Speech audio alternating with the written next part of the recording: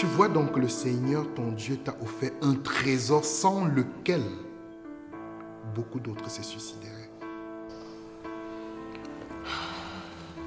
Maintenant que vous me le dites, pasteur, je me sens si stupide d'avoir eu de telles idées.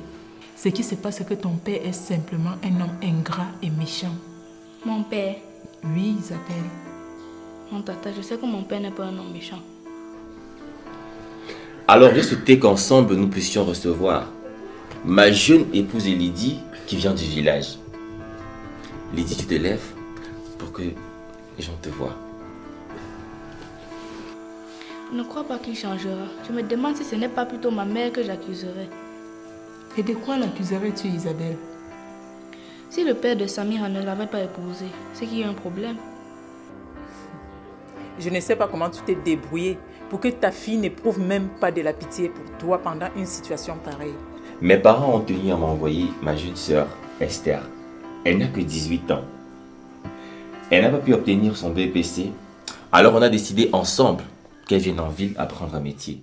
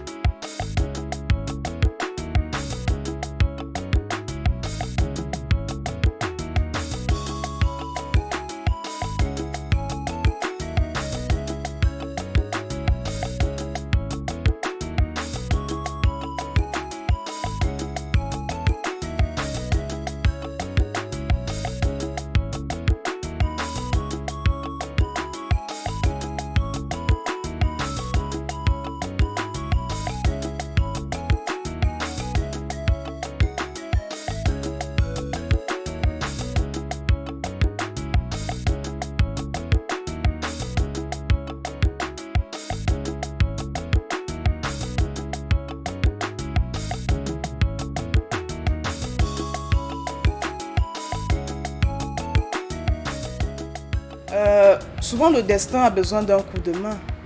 Tu as dit que nous devons réfléchir. C'est peut-être une occasion. À supposer que sa soeur vienne chez toi, que pourrais-tu lui faire, à part la faire violer par les gros bras de Georges? Véronique, une telle idée ne m'a pas effleuré une seule seconde. Même à mon âge, je redoute le viol qu'un serpent à sonnette. Je ne crois pas qu'une femme normale puisse organiser le viol d'une autre femme. Tu as raison sur ce point, Sorel. C'était juste une façon de te demander comment nous pouvons utiliser la jeune sœur de Samuel pour nous venger de lui.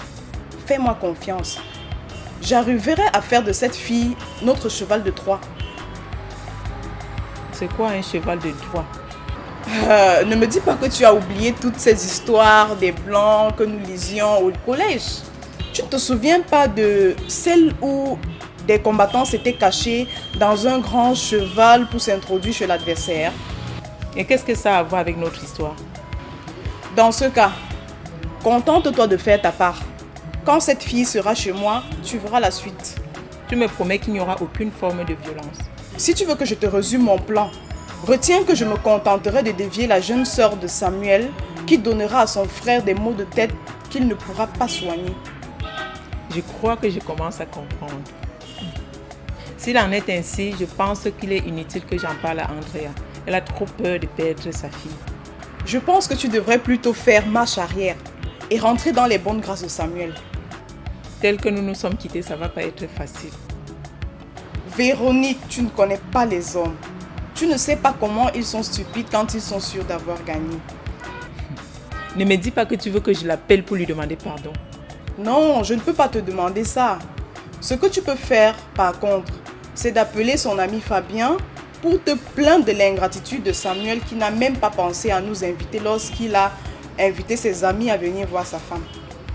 Tu crois que ça va marcher?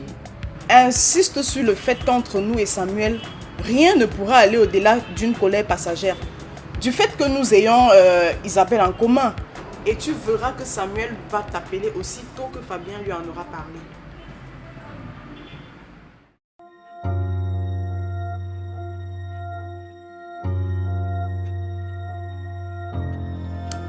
Mes très chères sœurs, ma très chère Andrea,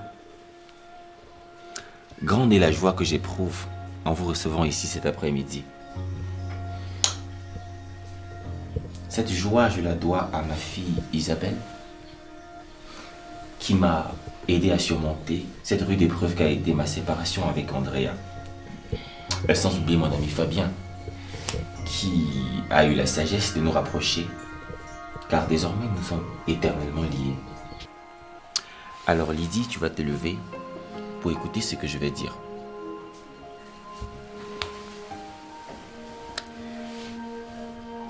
Bien. Lydie, avant que tu n'acceptes de devenir ma femme, tu savais que je vivais maritalement avec Andrea, la mère de ma fille Isabelle. Je ne t'ai pas non plus caché que j'ai une autre fille appelée Samira, qui est la première fille d'Andrea. Bien que je ne sois pas son père biologique, elle m'appelle papa, parce que je suis le seul père qu'elle a connu. Je te l'avais dit, oui ou non? Oui, tu me l'avais dit avant le mariage. Très bien. Je vais également noter qu'il n'est pas exclu que Samira décide de revenir un jour vivre avec nous dans cette maison. Je ne vais pas la séparer de sa sœur Isabelle. Alors ces deux dames que tu vois, ce sont les sœurs d'Andrea, donc les tantes d'Isabelle. Ce sont les seules personnes pour qui ma porte sera toujours ouverte. C'est compris? C'est bien compris. Tu peux t'asseoir. Mon ami Fabien que voici est le seul témoin de ce que je suis en train de dire ici aujourd'hui. Je vous présente aussi ma jeune sœur Esther. Elle arrive en ville pour la première fois. Esther, tu vas te lever et serrer la main à toutes ces personnes.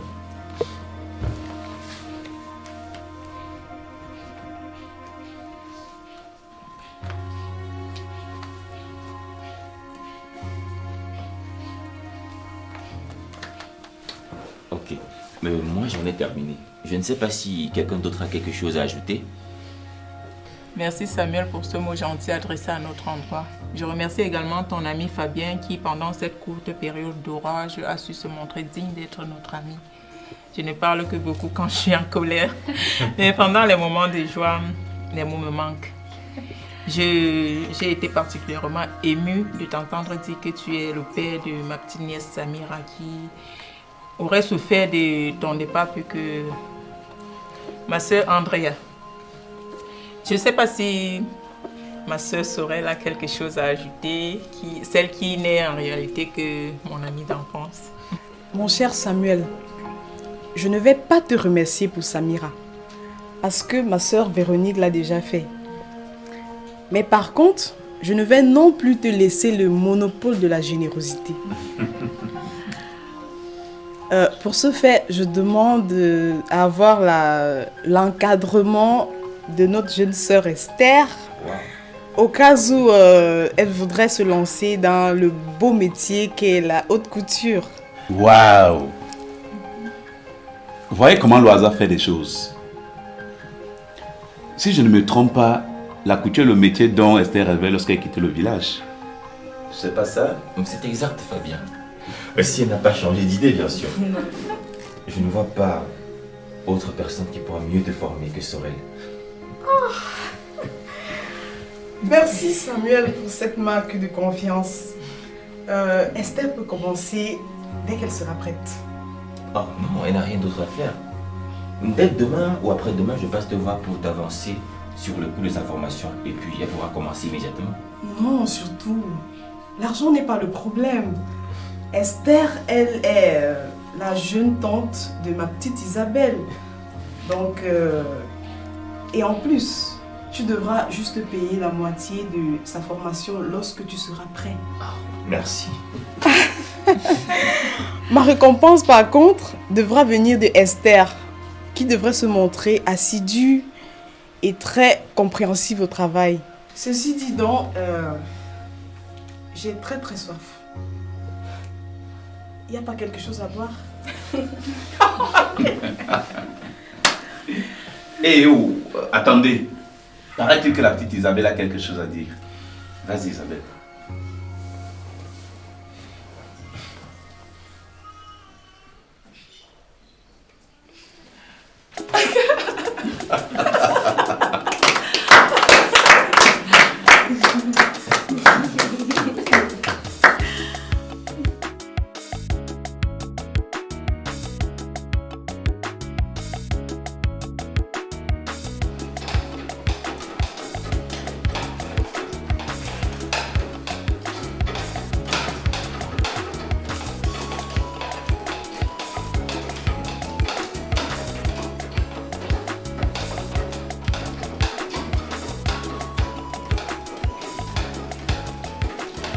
Bonjour mesdames.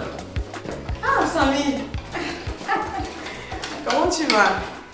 Ça va. Et là, c'est la petite Esther.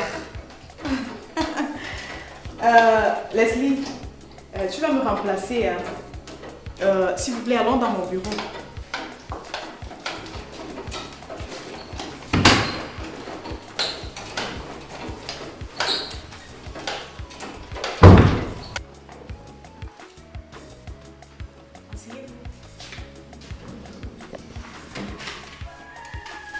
Alors, Sorel, comme convenu, je t'amène une nouvelle étudiante. Esther. Ça va, Esther? Ça va bien, Tata. Très bien. Écoute, tu vas te plaire ici, je n'ai aucun doute. Tu verras comment ce sera très facile. Mais surtout, il faut être très attentif, ok? D'accord, d'accord. Donne-moi une minute, s'il te plaît. Leslie, tu peux venir une minute?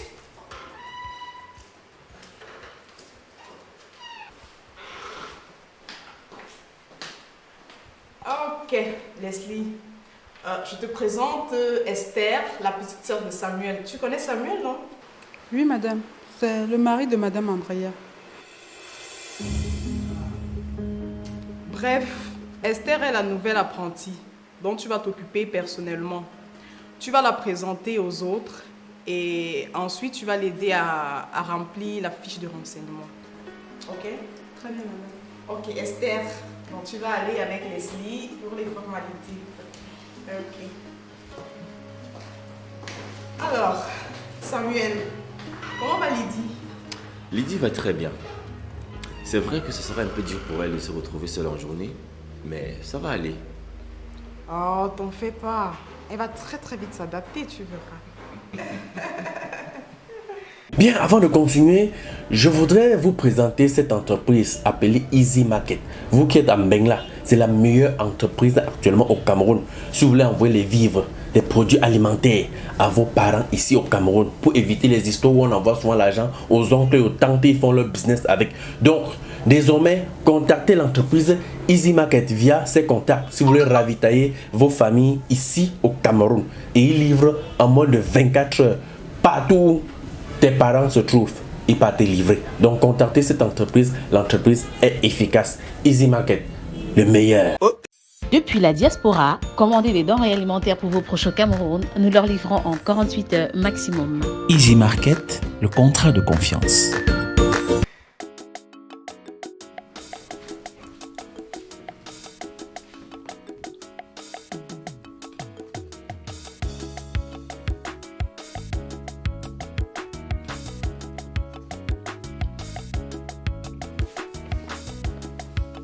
Bonsoir.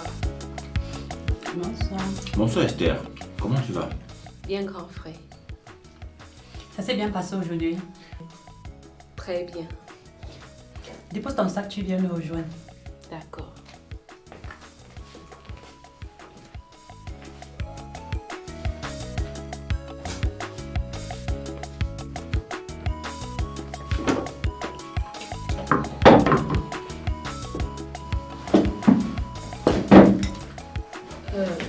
Isabelle ne mange pas avec nous. Elle a déjà mangé. Elle n'a pas fait de sieste en journée, alors je l'ai envoyée au lit assez tôt. Ah, ok. Esther, Oui, grand frère. comment s'est passée cette journée à l'atelier? Très bien, grand frère. Ta sœur, elle est vraiment très gentille. D'accord.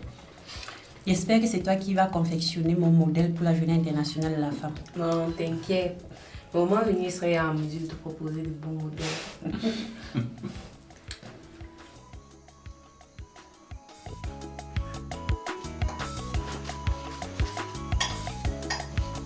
Ça dit quoi? Oui, voici, s'il te plaît, tu peux me ranger ça.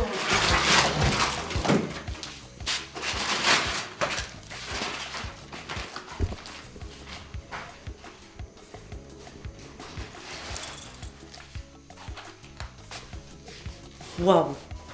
Tu as dévalisé au supermarché ou quoi? Ah, de temps en temps, il faut se faire plaisir. Franchement, je me demande à quoi ça sert de se taper toutes ces heures de cours au campus. Pourquoi tu dis ça? Franchement, regarde-toi. Tu n'es qu'une apprentie couturière et nous ne manquons presque de rien ici. Je me demande si je ne devrais pas tout arrêter, te suivre à la télé. Patricia, écoute-moi très bien, que ce soit la toute dernière fois que je t'entends dire ça. Tu penses que c'est facile pour moi? Mais ne te fâche pas, Leslie. Regarde-toi. Tu n'as rien à envier à toutes ces filles qui ont la licence et qui n'arrivent même pas à trouver du boulot. Tu as idée de ce que j'ai dû sacrifier pour que tu ailles à l'école, Patricia? À la mort de nos parents, j'ai abandonné les études pour que toi, tu puisses continuer. Afin qu'une d'entre nous réussisse et nous tue de la galère. Tu vois la galère quelque part ici, Leslie? Patricia, tu es trop bête. Mais qu'est-ce que j'ai dit de mal? Nous ne galère pas. Une dernière chose, je ne vais jamais te voir à la télé. Tu m'as bien entendu. Ne mets jamais tes pieds là-bas.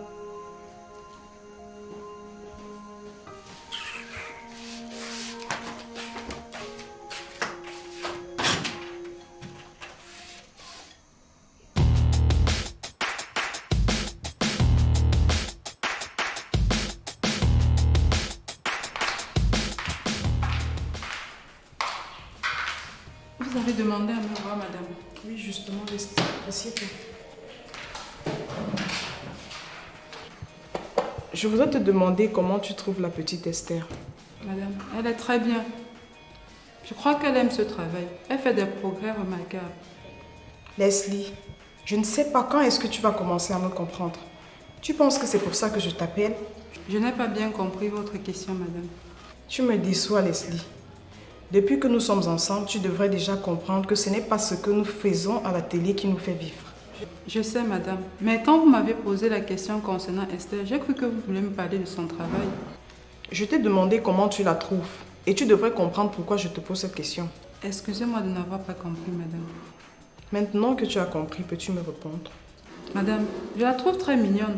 Elle est un peu timide parce qu'elle vient du village. Mais je pense qu'elle va changer avec le temps. Quel âge tu lui donnes? Elle dit qu'elle a 18 ans. Mais elle paraît en avoir plus. Ses formes sont déjà très visibles. C'est une bonne observation, Leslie. Crois-tu qu'elle pourrait intéresser une de nos partenaires? Physiquement, sans aucun doute, madame. Mais vous savez, elles ont très peur des petites filles qui n'ont pas encore 18 ans. C'est ce qu'elles disent toujours. Mais est-ce qu'elles demandent à voir une pièce d'identité lorsqu'on leur amène les filles? Jamais, madame. Finalement, ces vieilles devraient savoir ce qu'elles veulent. Elles font semblant de se méfier des filles mineures. Pourtant, elles raffolent de celles qui n'ont jamais connu d'homme.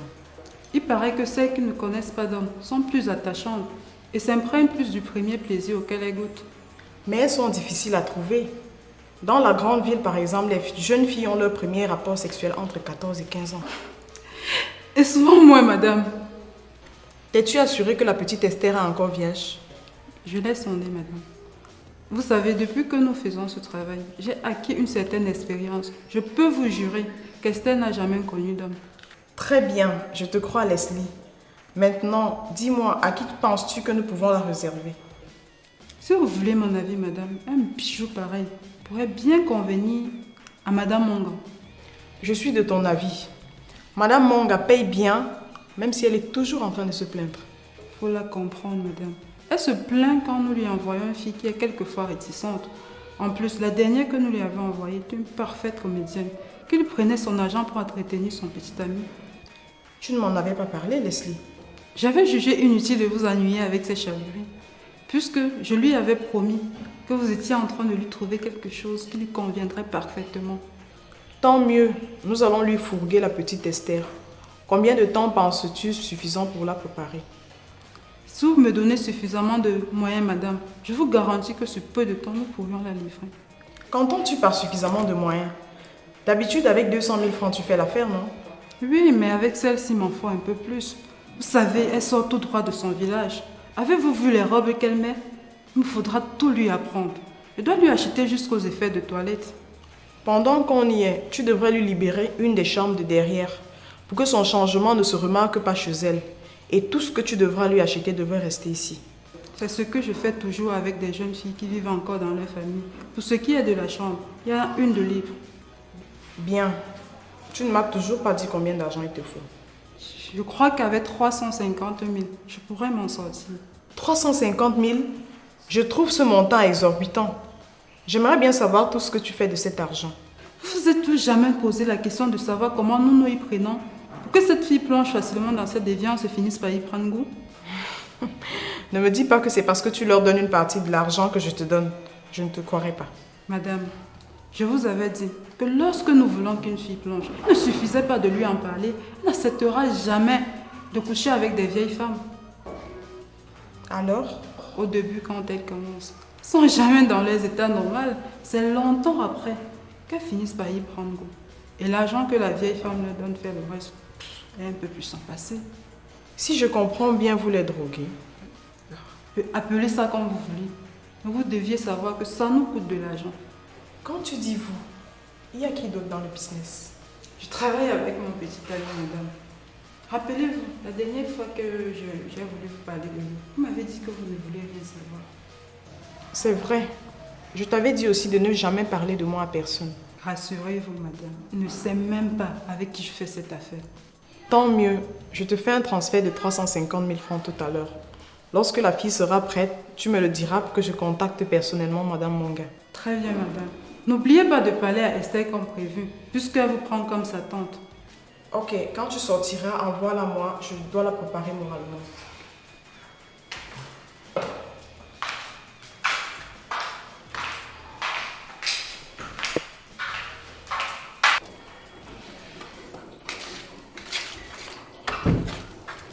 Esther, madame veut te voir.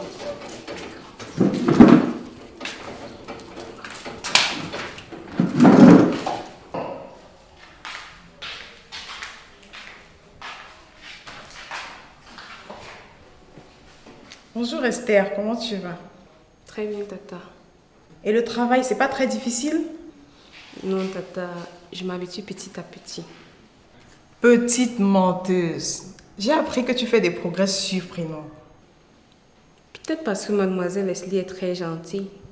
Elle prend toujours le temps de bien m'expliquer et elle ne se fâche jamais quand je n'ai pas bien compris qu'elle doit tout recommencer. J'attendais que tu t'imprègnes bien de ce travail pour que je te pose une question. Dis-moi Esther, est-ce que tu aimes vraiment la couture? Oui, Tata. Je rêve de devenir une bonne couturière. Et que feras-tu quand tu seras devenue une bonne couturière? Je ne sais pas encore, Tata. Quand je vais finir ma formation, mon frère me dira si je vais rester ici ou si je dois retourner au village. Que souhaiteras-tu, Esther? Je veux rentrer au village. Tu ne te plais pas en ville? Si je reste ici, je ne vais jamais me marier. Ah bon? Qui est-ce qui t'a dit ça? C'est ce qu'on dit au village, vu que les hommes y reviennent toujours épouser leurs femmes. Pourquoi crois-tu qu'ils reviennent toujours épouser leurs femmes au village, Esther? Peut-être parce que les femmes en ville sont très paresseuses. Yeah, yeah. Why? I'm talking about yesterday.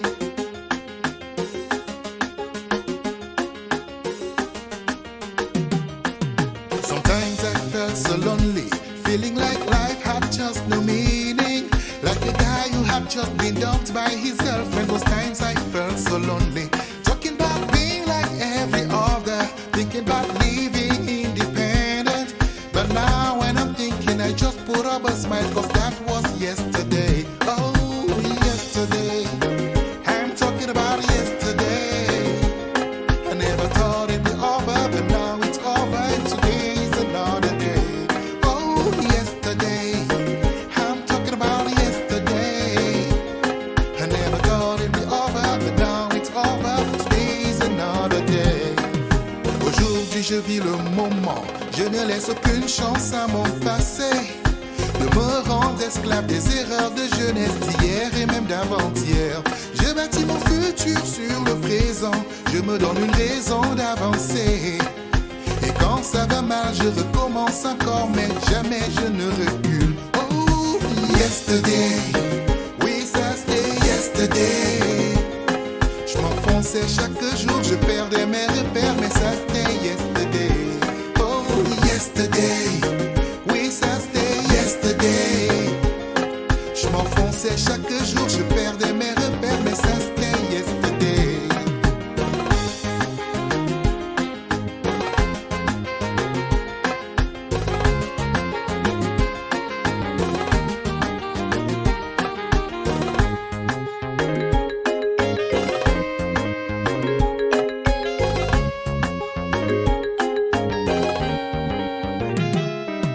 My papa used to tell me, you just gotta hold on to life. Try to be at the head of all you endeavor, everything will be alright. You just can't keep blaming somebody for every wrong that you bring forth. And now when I think of it, just